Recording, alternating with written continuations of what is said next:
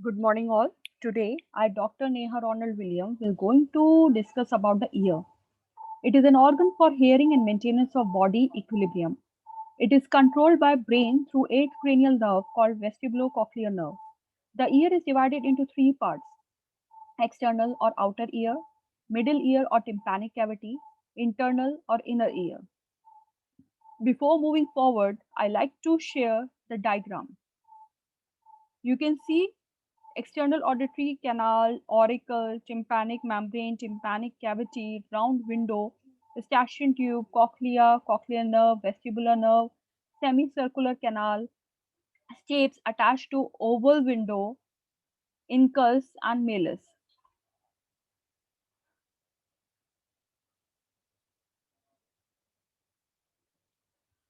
External ear, it consists of pinna which helps to collect sound waves and the external auditory meters which conveys the sound waves from the pinna to the tympanic membrane.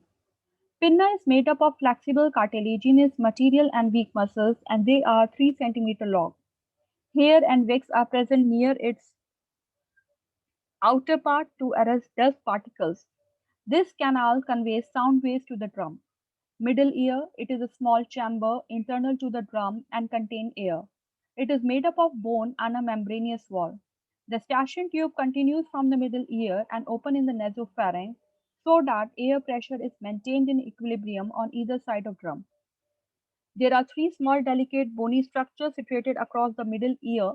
The hammer bone shape is called malleus.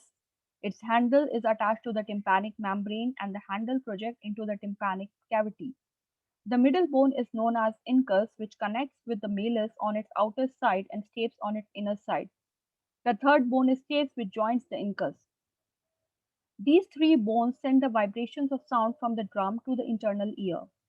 Internal ear, it is a complex cavity situated in the temporal bone.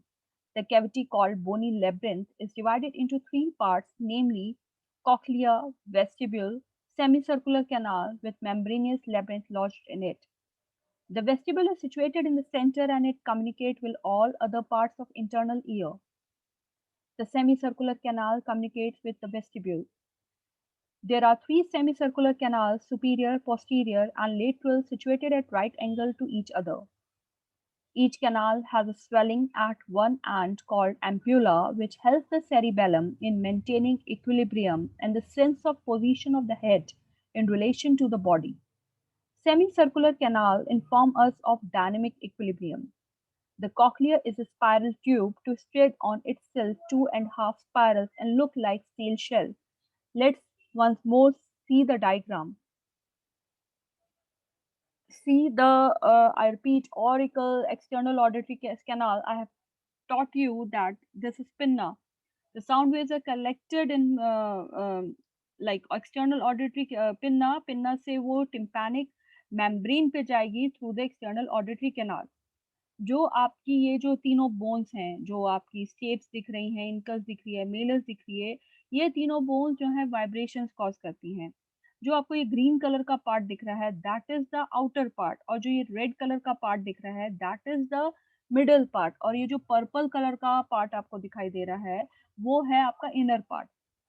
जो ये cochlea है, आप देख पा रहे होंगे, snail की तरह है, स्नेल शेल की तरह है ये। Let's again move to the notes. The coils are arranged on a central bony pillar with a cone-shaped axis called modulus. To this is attached membranous labyrinth filled up with fluid in which the organ of Corti is placed. The vestibulocochlear nerve collects the sensation of equilibrium from the vestibular division and that of hearing from the cochlear division. The fibers of the auditory nerve reach the spinal special nucleus on the backside of the thalamus and then the cerebral cortex for the final analysis of sound. Next, we're going to discuss about physiology of hearing. The events involved in the mechanism of ear can be summarized as follows. First, sound waves that reach the ear are directed by the pinna into the external canal to strike the tympanic membrane. Let's see the diagram again. I said that the sound waves strike the reach the ear where the sound wave reach the ear.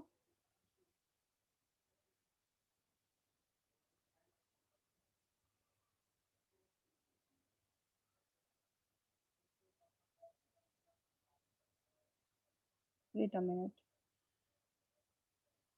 Yes. Sound waves that reach the ear are directed by the pinna into the external canal to strike the tympanic membrane. First one.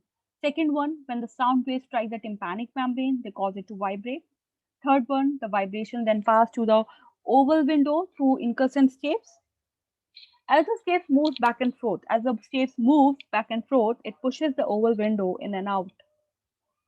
The movement of the oval window pushes the perilymph and the wave of motion is set in the perilymph. The basilar membrane gives the pressure under the resonance and bulges out into the scale tympani. Now, disorders of ear, impaired hearing, conduction deafness. Conduction deafness is caused by injury or disease of the external or middle ear, which the ossicles of the middle ear do not move freely. Nerve deafness involving damage in the labyrinth and patient can be taught lip reading.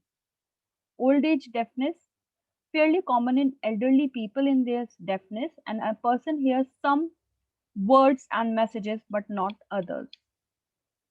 Thank you. We will discuss in the next lecture about tongue and nose. Thank you.